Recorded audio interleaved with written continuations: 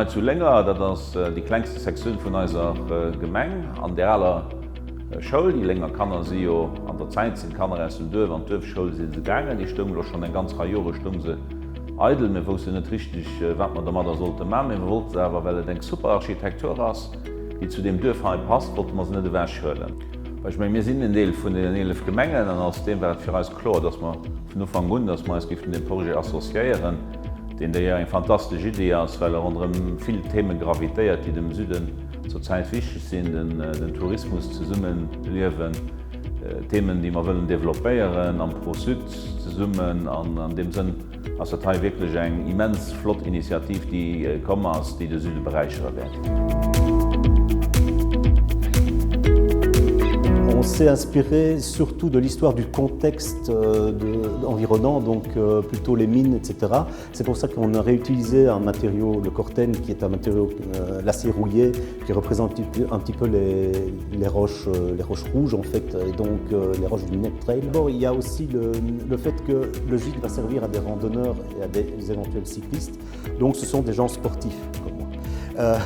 Et donc, ce qu'on s'est dit, c'est qu'il fallait peut-être mettre à disposition des appareils plutôt des modules sportifs, comme des modules de jeu en fait, qu'on va retrouver à l'extérieur, mais des parcours Vita et des choses comme ça, qu'on va retrouver un petit peu autour du gîte. Oui, donc on a un programme qui est très strict, entre 8 et 10 lits, répartis sur 4 chambres. Il fallait un espace de séjour confortable, des sanitaires au rez-de-chaussée et à l'étage, et tout ça dans un bâtiment qui lui est figé, donc on essaye de travailler dans le bâtiment au maximum. Et donc on a essayé de faire ça au plus rationnel possible, donc retrouver les sanitaires là où les sanitaires existants étaient pour retrouver les colonnes de décharge, etc. Et puis les chambres, essayer de faire aussi quelque chose de très simple et concis, un couloir central, les chambres de droite à gauche et faire quelque chose de bien et de simple. Der ganzen 2022, der ganzen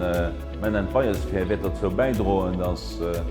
den Pro Süd, dass den eine andere Charakteristik kriegt, wie ihn hat. Wir haben über Jahre haben wir uns vorgestellt, wenn wir genug Substanz könnten dran kriegen, für zu 11 Gemeinden mit denen zu schaffen. Ich meine, das ist am Gang, sich zu ändern an die Projekte, die in den nächsten 2-3 Jahren werden kommen, die hoffentlich auch mit Philosophie, die am Gang sind, zu machen sind, mit gemeinsamer Beschilderung.